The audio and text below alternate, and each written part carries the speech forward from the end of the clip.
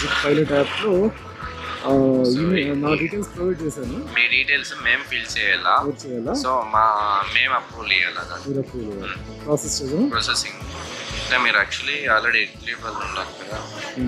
నిన్న ఈవినింగ్ చేశాను. అంటే డాక్యుమెంట్స్ అంతా క్లయింట్ అది సెలెక్ట్ చేసినారు.